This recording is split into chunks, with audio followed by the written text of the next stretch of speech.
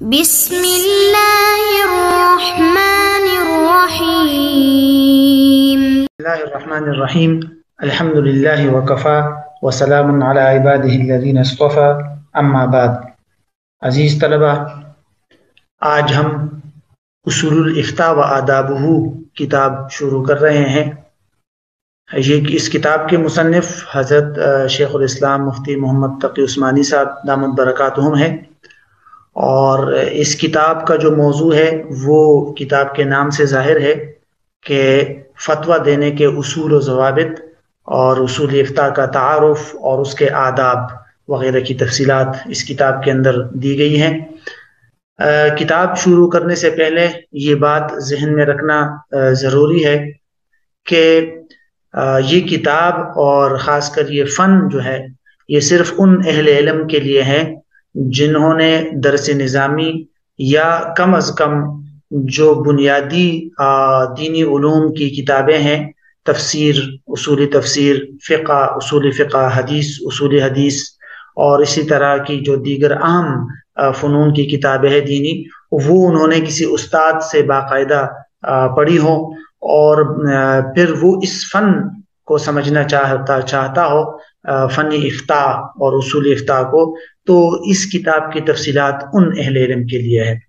اسی طرح وہ طلبہ یا وہ علماء جنہوں نے درس نظامی مکمل کر لیا ہو اور کسی جگہ تخصص فی الافتاء کر رہے ہیں، تو ان کے لیے بھی یہ کتاب جو ہے انہی کے لیے لکھی گئی ہے، اور اس کتاب کی تفصیلات بھی انہی کے کام آئیں گی.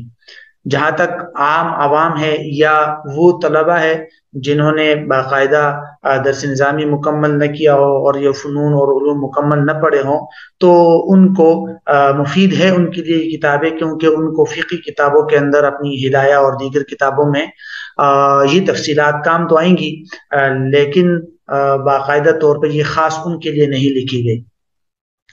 اور ایک یہ بات بھی ساتھ میں ذہن میں رکھ لینی چاہیے کہ صرف یہ کتاب پڑھ لینے یا اس کتاب کے تفصیلات سمجھ لینے سے بھی انسان جو ہے وہ مفتی نہیں بن جاتا، بلکہ مفتی بننے کے لیے باقاعدہ جو ہے وہ اہل علم اور ماہر مفتیان کی صحبت میں رہنا اور ان کے ساتھ رہ کر ان کی شاگردگی اختیار کر کے باقاعدہ اس کی مشق کرنی پڑتی ہے، اور سال ہر سال کا کام ہے. یہ کسی ایک مختصر عرصے کا کام نہیں ہے. تو یہ ایک دو تین باتیں تھی جن کو آپ نے ذہن میں رکھنا آپ کے لیے ضروری تھا. اب ہم انشاءاللہ اس کتاب کا آغاز کر رہے ہیں، اور اس کتاب کی جو مباحث ہے وہ ایک ایک کر کے انشاءاللہ آپ کے سامنے ہم رکھیں گے. اس کتاب میں بنیادی طور پہ سب سے پہلے ہم شروع کر رہے ہیں فصل اول سے، اور فصل اول کا خاکہ یہ ہے آپ کے سامنے ہے: الفتویٰ و خطورتها، فتویٰ اور اس کی عظمت یا اہمیت. اس فصل کے اندر بنیادی طور پر 4 باتیں بیان کی گئی ہیں. پہلی بات ہے الفتویٰ فی اللغہ والاصطلاح، یعنی فتویٰ کے لغوی اور اصطلاحی معانی اور مفہوم. نمبر 2 ہے اقسام الفتویٰ، فتوی کی اقسام. نمبر 3 تیسرا نقطہ ہے الفرق بین الافتاء والقضاء، کہ افتاء اور قضاء میں فرق کیا ہے. اور چوتھا نقطہ ہے تحیب السلف للفتیا، کہ سلف کا فتویٰ دینے میں احتیاط اور ڈرنا یا خوف. تو یہ ہے 4 نکات ہیں اس فصل کی. اب ہم انشاءاللہ ترتیب کے ساتھ یہ چاروں نکات آپ کے سامنے رکھتے ہیں. سب سے پہلی بات جو ہے وہ ہے فتویٰ کے لغوی اور اصطلاحی مفہوم. فتویٰ کے لغوی معنی یہ فا کے زبر کے ساتھ بھی استعمال ہوتا ہے اور فا کے ضمے کے ساتھ بھی، الفتویٰ اور الفتویٰ. البتہ فتح کے ساتھ زبر کے ساتھ زیادہ مشہور ہے، اور فتیہ کا لفظ بھی استعمال ہوتا ہے. بہرحال اور دونوں کی جو جمع ہے وہ فتاوی آتی ہے. فتویٰ کے لغوی معنی آتے ہیں کسی بھی سوال کا جواب دینا، خواہ وہ سوال جو ہے وہ شرعی احکام سے متعلق ہو یا نہ ہو. کسی بھی سوال کا جواب دیا جائے تو اس کو عربی میں فتویٰ یا فتیہ کا لفظ اس کے لیے استعمال ہوتا ہے. اور یہ قرآن کے اندر بھی اسی طرح آیا ہے، مطلق سوال کے جواب کے لیے کہ فتویٰ کا لفظ استعمال ہوا ہے۔ مثال کے طور پر 3 آیات ہیں، ایک جیسے اللہ رب العزت سورہ یوسف کے اندر فرماتے ہیں یا ایھا الملأ افتونی، جب بادشاہ جو ہے وہ اپنے لوگوں کو کہتا ہے کہ یا ایھا الملأ افتونی فی رؤیای ان کنتم للرؤیا تعبرون، تو افتونی کا لفظ وہاں استعمال ہوا ہے کہ مجھے میرے خواب کی تعبیر بتاؤ۔ اسی طرح حضرت یوسف علیہ السلام کے حوالے سے قرآن مجید کے اندر موجود ہے کہ یوسف ایھا الصدیق افتنا فی 7 بقرات، کہ جب وہ لوگ خواب کی تعبیر پوچھنے کے لیے حضرت یوسف علیہ السلام کے پاس گئے تھے تو وہاں انہوں نے افتنا کا لفظ استعمال کیا تھا کہ ہمیں بتائیے، ہمیں جواب دیجیے اس قسم کے سوال کا کہ ہمارے بادشاہ نے یہ خواب دیکھا ہے اور اس خواب کے اندر اس نے دیکھا ہے کہ 7 موٹی گائیں جو ہیں وہ یہ ہے اور ان کو 7 لاغر اور کمزور گائیں ان کو کھاتی ہے، تو اس طرح کا ایک خواب ان سے پوچھا گیا تھا۔ اسی طرح ملکہ سبا کے حوالے سے قرآن مجید کے اندر موجود ہے کہ اس نے اپنے وہاں کے سرداروں سے پوچھا تھا کہ یا ایھا الملأ افتونی فی امری، کہ مجھے میرے اس معاملے میں مجھے مشورہ دیجیے، مجھے بتائیے۔ تو بہرحال لغوی طور پر لغوی معنی اس کا واضح ہے کہ کسی بھی سوال کا جواب دینا، خواہ وہ شرعی سوال ہو یا نہ ہو۔ یہ تو فتویٰ کے لغوی معنی ہو گئے۔ اب ہم اس کا ترجمہ دیکھ لیتے ہیں اور اس کے بعد پھر ہم فتویٰ کے اصطلاحی معنی مفہوم دیکھیں گے۔ الفتویٰ بفتح الفاء وقیل بضم الفاء ایضا، کہ فتویٰ کا لفظ فا کے فتح کے ساتھ ہے اور یہ بھی کہا گیا ہے کہ یہ فا کے ضمے کے ساتھ بعض حضرات نے پڑھا ہے جیسے کہ تاج العروس میں۔ ولیکن الاول اصح واشہر، لیکن یہ جو پہلا ہے وہ زیادہ صحیح اور زیادہ مشہور ہے۔ والفتیہ بضم الفاء، اور جو فتیہ کا لفظ ہے وہ فا کے ضمے کے ساتھ استعمال ہوتا ہے، اور یہ دونوں فتویٰ اور فتیہ دونوں کے دونوں، ان دونوں کی جمع فتاوی واو کے زیر کے ساتھ اور فتاوا واو کے فتح کے ساتھ آخر میں الف مقصورہ اس کے ساتھ بھی استعمال ہوتا ہے۔ وکل من الجمعین سائغ مستعمل فی کلام العلماء، اور یہ دونوں جو ہے جمع فتاوی اور فتاوا، یہ دونوں جمع یہ علماء کے کلام کے اندر عام استعمال ہوتے ہیں۔ فتویٰ اور فتیہ تستعملان کا حاصل مصدر، یہ حاصل مصدر کے طور پر یہ دونوں لفظ استعمال ہوتے ہیں، جیسے کہ لغت میں ہے آتا ہے کہ افتا یفتی افتاء، اور اس کے لغوی معنی ہے الاجابۃ عن سؤال، کسی بھی سوال کا جواب دے دینا۔ سواء اکان متعلقا بالاحکام الشرعیہ ام بغیرہا، خواہ اس سوال کا تعلق احکام شرعیہ سے ہو یا نہ ہو۔ اب اس پر 3 آیات پیش کرتے ہیں، جیسے مصر کے بادشاہ کی حکایت کے طور پر اللہ تعالیٰ کا یہ ارشاد ہے کہ یا ایھا الملأ افتونی فی رؤیای ان کنتم للرؤیا تعبرون۔ اسی طرح صاحب یوسف کی حکایت کے طور پر قرآن میں ہے کہ یوسف ایھا الصدیق افتنا فی 7 بقرات سمان یأکلہن 7 عجاف و7 سنبلات خضر واخر یابسات لعلی ارجع الی الناس لعلہم یعلمون۔ اسی طرح ملکہ سبا کی حکایت کے طور پر اللہ تعالیٰ کے ارشاد ہے یا ایھا الملأ افتونی فی امری ما کنت قاطعۃ امرا حتی تشہدون۔ بہرحال 3 مقامات پر افتونی اور افتنا کا لفظ استعمال ہوا ہے اور وہ عام سوال سے متعلق ہے۔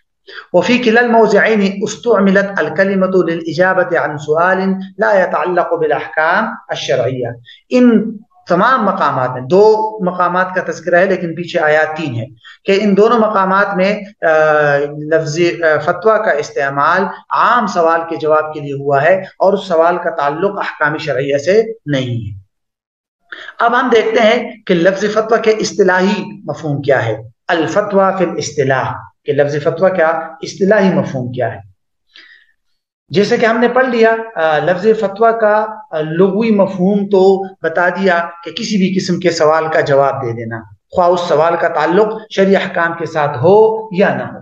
لیکن اصطلاح کے اندر فتوی کا لفظ جو ہے وہ خاص ہے شرعی سوال کے جواب دینے کے لیے۔ تو اب ہم یوں کہہ سکتے ہیں کہ اصولی افتاء کی اصطلاح میں یا علماء کے اصطلاح میں اب فتویٰ کا مفہوم یوں ہے، اصطلاحی مفہوم الاجابۃ عن سؤال شرعی، کہ کسی شرعی سوال کا جواب دینا۔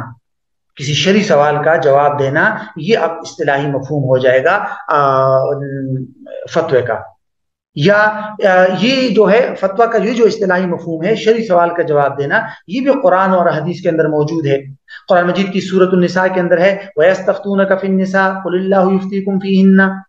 اسی طرح دوسری جگہ ہے سورۃ النساء میں يَسْتَفْتُونَكَ قُلِ اللَّهُ يُفْتِيكُمْ فِي الْكَلَالَةِ. حدیث کے اندر آتا ہے اجرؤکم علی الفتیا اجرؤکم علی النار، تم میں سے فتویٰ دینے پر زیادہ جرت کرنے والا آگ پر زیادہ جرت کرنے والا ہے. تو ان تینوں مقامات پر، 2 آیات میں اور ایک حدیث کے اندر، جو تینوں آیات میں 2 آیات اور ایک حدیث کے اندر لفظ فتیا جو ہے وہ اصطلاحی مفہوم میں استعمال ہوا ہے. البتہ حضرت شیخ تقی عثمانی صاحب دامت برکاتہم نے لکھا ہے کہ الاجابت عن سؤال شرعی کے بجائے فتویٰ کے اصطلاحی تعریف الاجابت عن مسئلۃ دینیۃ زیادہ صحیح ہے. الجواب عن مسئلۃ دینیۃ، یہ فتویٰ کا اصطلاحی مفہوم جو ہے یہ زیادہ بہتر ہے. اور اس کی وجہ ظاہر ہے کہ مفتی جو ہوتا ہے وہ صرف شرعی سوالات کا جواب نہیں دیتا، بسا اوقات مفتی ایسے سوالات کا جواب بھی دیتا ہے جس کا تعلق احکام شرعیہ عملیہ سے تو نہیں ہوتا، لیکن وہ دینی مسئلہ ہوتا ہے. مثال کے طور پر عقائد کا مسئلہ ہے، یا دین کے کسی دوسرے پہلو سے متعلق سوال ہے. مثال کے طور پر کسی حدیث کا معنی پوچھا گیا، یا حدیث کی سند کے بارے میں پوچھا گیا، اور اسی طرح کسی آیت کے شان نزول وغیرہ کے بارے میں پوچھا گیا. تو فتوے کے اندر اس طرح کی چیزیں بھی آتی ہیں جس کا تعلق عملی احکامات کے ساتھ نہیں ہوتا. تو اس لیے فتویٰ کا اصطلاحی مفہوم زیادہ بہتر یہ ہے الجواب عن مسئلۃ دینیۃ. تو یہ ہے خلاصہ فتویٰ کے اصطلاحی مفہوم کا. اب آپ ترجمہ دیکھ لیجیے. فرماتے ہیں ثم قد خصت الکلمۃ للاجابۃ عن سؤال شرعی، کہ پھر یہ جو کلمہ افتاء ہے یہ شرعی سوال کے جواب دینے کے لیے خاص کر دیا گیا. وفی هذا المعنى، اور اسی معنی کے اندر کہتے ہیں کہ یہ کلمہ اسی معنی کے اندر بھی قرآن اور حدیث کے اندر استعمال ہوا ہے.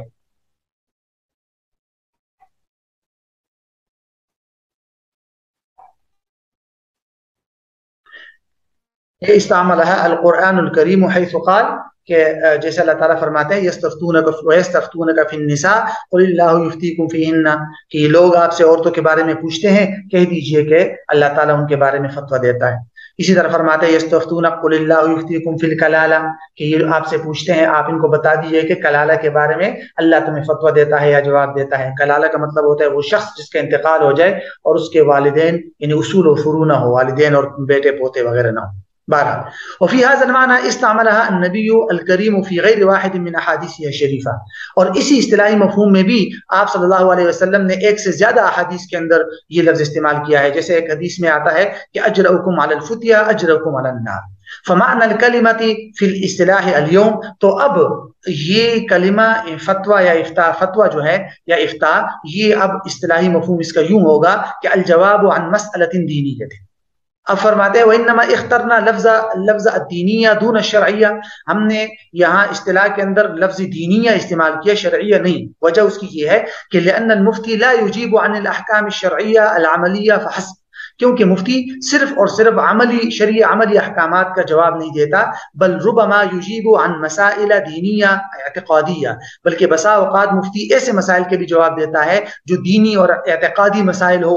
اسی طرح احادیث کے معانی سے متعلق جواب دیتا ہے، وہ کیفیت اسنادہا، اور احادیث کی اسناد اور سند سے کیفیت سے متعلق جواب دیتا ہے. وما الى ذلك من المسائل التي تتعلق بالدین وعلومه، اور اس کے علاوہ دیگر وہ مسائل بھی مفتی ان مسائل کے بارے میں بھی رہنمائی کرتا ہے جن مسائل کا تعلق دین اور دینی علوم کے ساتھ ہوتا ہے لیکن شرعی عملی احکامات کے ساتھ ان کا تعلق نہیں ہوتا. تو اس لیے الجواب عن مسئلۃ شرعیۃ کے بجائے الجواب عن مسئلۃ دینیۃ کی جو اصطلاح ہے یہ زیادہ درست ہے.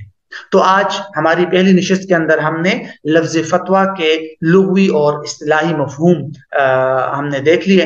اب آئندہ اگلی نشست کے اندر ہم انشاءاللہ فتویٰ کی اقسام اور اس کے بعد پھر فتویٰ افتاء اور قضاء میں فرق کی طرف جائیں گے انشاءاللہ تعالی.